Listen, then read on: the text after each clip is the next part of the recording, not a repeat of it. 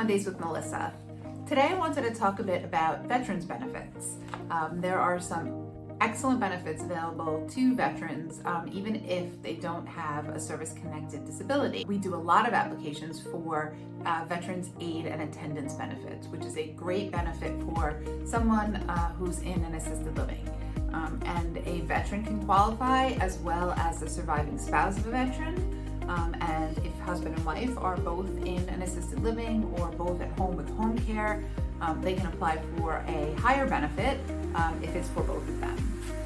In order to qualify for the Veterans Aid and Attendance benefit, the veteran must have served at least 90 days, one of which was during a period of war. The veteran must have been discharged under conditions other than dishonorable, so an honorable discharge or a medical discharge will qualify. The applicant must be over age 65 or completely and permanently disabled. The veteran does not need to have a service-connected disability. So how does it really work? Well, in practice, first we have to look at assets. So the veteran's limitation for eligibility is approximately $150,000 in assets. And this includes retirement money, which if a lot of you, if you watch Mondays with Melissa, you know that for Medicaid purposes, we don't include retirement monies, but for VA aid and attendance, they do. So the limit is approximately $150,000. You can own property plus 2 acres of land, which is not such a big deal here on the island, but as people get further upstate or maybe even out east, they could potentially have their property on a larger acreage, a farm or something like that, where that can come into play and maybe make somebody ineligible because their assets are too high. There is a 3-year look back for asset transfers for Veterans Aid and Attendance benefits, which means when you apply for the benefit, if you've transferred money or put it in a trust or given it away, the VA is going to look back 3 years and they're going to assess a penalty or a period of time that you're ineligible based on what you gave away. Very similar to Medicaid. Medicaid's a 5-year look back. For the VA, it's a 3-year look back. Once they look at your assets, they say you're eligible based on your assets, then they're going to look at your income. And what you need to prove is that you spend your income on medical care.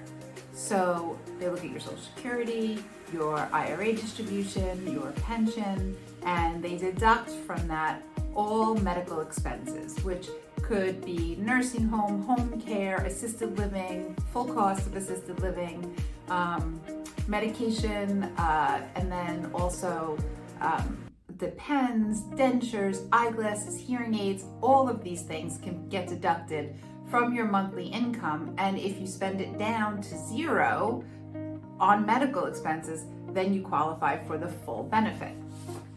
The benefit amounts for 2025 are $2,358 a month for a single veteran, $2,795 a month for a married couple, and $1,515 a month for a surviving spouse of a veteran.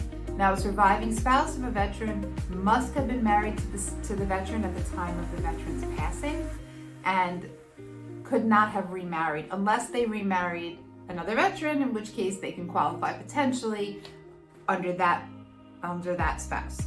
So that you have to look at a little bit differently when it's a surviving spouse, but these are great numbers. These are great monthly amounts, great stipends that can help stretch money out a little bit more. So for somebody who's in an assisted living, for example, if they make Social Security and pension, even if they make $3,000 or $4,000 a month, likely they're going to spend that on the assisted living. And so then if we're talking about a veteran, they'll spend their income on the assisted living, and then the VA will pay them $2,358 a month. So they have additional income, spending money to pay for the cost of assisted living.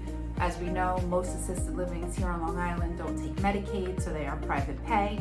So it's a great addition to your income if you qualify. So it's certainly worth a look.